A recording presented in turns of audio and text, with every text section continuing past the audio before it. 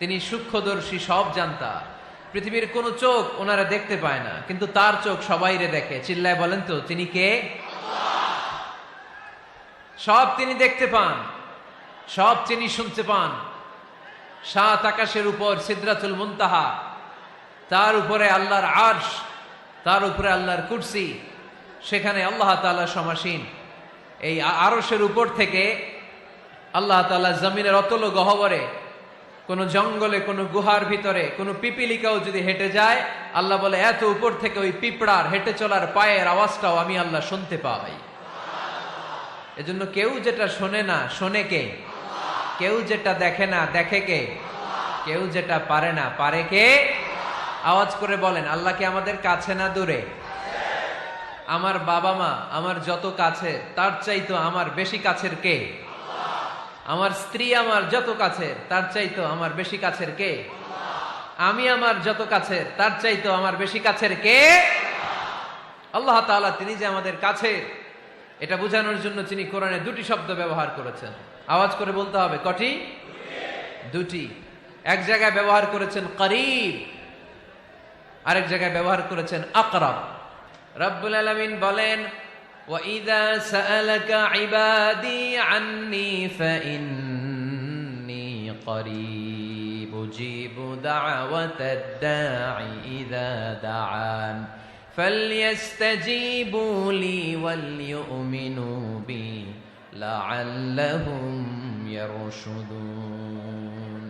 রব্বুল আলামিন বলেন, নবী হে, আমার বান্দারা যখন তোমাকে জিজ্ঞেস করে আমি কোথায়, তুমি বলে দাও ইন্নী করিব, আমি কাছে। আল্লাহু আকবার। তিনি কাছে।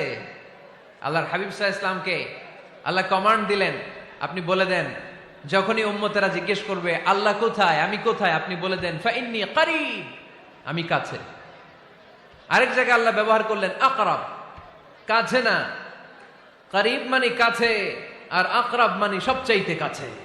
The closest one, the most closest one, সবচাইতে কাছে। ওয়া নাহনু আকরাবু ইলাইহি মিন হাবলিল ওয়ারিদ। তোমার পেছনে যে স্পাইনাল কর্ড, শির দ্বারা, ব্যাকবোন, মেরুদণ্ড, যেটা আমাদের দেহের একেবারে মাঝখানে, আল্লাহ বলে আমি ওইটারও কাছে। কোন কোন মুফাসসিরিন ইকরাম বলেন, আমাদের যে খাদ্যনালী আর শ্বাসনালী, এটা আমার ঘাড়ের যত কাছে, আমার আল্লাহ আমার তার চাইতেও বেশি কাছে।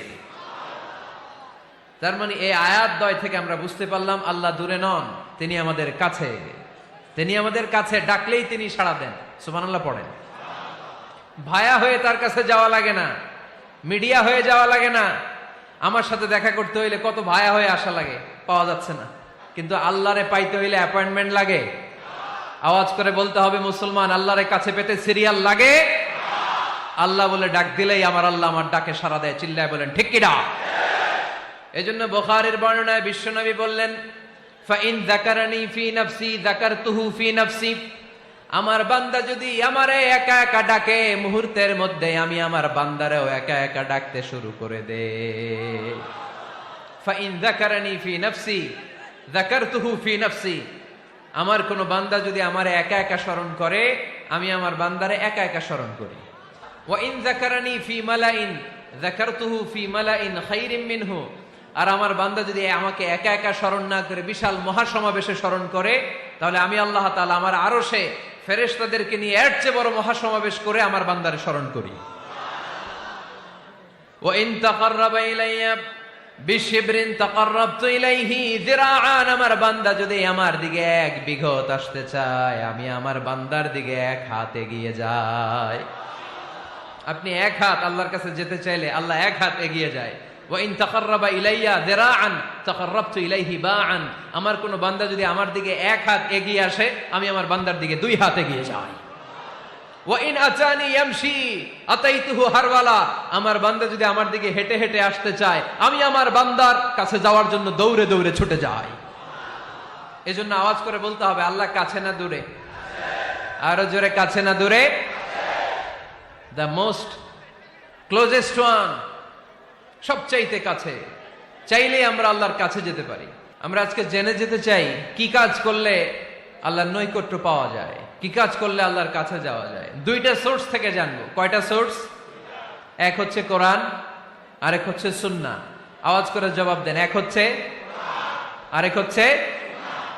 তো আসেন কোরআনকে আমরা জিজ্ঞেস করি, কোরআন তুমি আমাদেরকে বলো কি করে আমরা আল্লাহর কাছে যেতে পারি, কি করে আমরা আল্লাহর কাছের বান্দা হতে পারি, কি করে আমরা আল্লাহ তাআলার নৈকট্য পেতে পারি। এবার কোরআন আমাদেরকে প্রেসক্রিপশন দিচ্ছে, শোনো, তোমরা যদি আল্লাহর নৈকট্য প্রাপ্ত বান্দা হতে চাও তাহলে সেজদায় লুটিয়ে পড়ো। কোরআনের নির্দেশ হচ্ছে সেজদায় লুটিয়ে পড়ো, আল্লাহর নৈকট্য হাসিল করো। ওয়াসজুদ ওয়াক্তারিব, সূরা আলাকের শেষ আয়াতের শেষাংশে আল্লাহ আমাদেরকে শিখাইয়া দিচ্ছেন, আমার কাছে আসতে চাও, ওয়াসজুদ, সেজদায় লুটিয়ে পড়ো, ওয়াক্তারিব, আমার কাছে চলে আসো। সুবহানাল্লাহ পড়েন। বান্দা যখন সেজদায় লুটিয়ে পড়ে তখন বান্দা আল্লাহ তাআলার সবচেয়ে কাছে চলে যায়। ফাকসিরু ফিহি দুআ, তাই তোমরা বেশি বেশি দোয়া করো। সেজদায়ে নত হও, অশ্রু ছাড়ো, প্রভুর শরণে হৃদয় গাড়ো। সেজদায়ে নত হও, অশ্রু ছাড়ো, প্রভুর শরণে হৃদয় গাড়ো। প্রাণ খুলে সব ব্যথা বলো প্রভুকে, বলো প্রভুকে। রাত কি কেটে যাবে ঘুমে অলসে, রাত কি কেটে যাবে ঘুমে অলসে। তুমি কি জানবে না তোমার নিজেকে, প্রভুকে। রাত কি কেটে যাবে ঘুমে অলসে। ঠিক কিনা? ঘুমে অলসে আমাদের রাত কেটে যায়, সেজদা দেওয়ার সময় নাই। কখন প্রভুর দরবারে হাজিরা দেব, কখন সেজদা দেব? আল্লাহর হাবিব সাল্লাল্লাহু আলাইহি ওয়াসাল্লাম বললেন, আকরাবু মা ইয়াকুনুল আবদু মির রাব্বিহি ওয়া হুয়া সাজিদ ফাকসিরু ফিহি দুআ। তোমরা যখন সেজদায় লুটিয়ে পড়ো তখন তোমরা আল্লাহর সবচাইতে কাছে চলে যাও। এজন্য ওই সময় বেশি বেশি আল্লাহর কাছে চেয়ে নাও। সুবহানাল্লাহ পড়েন।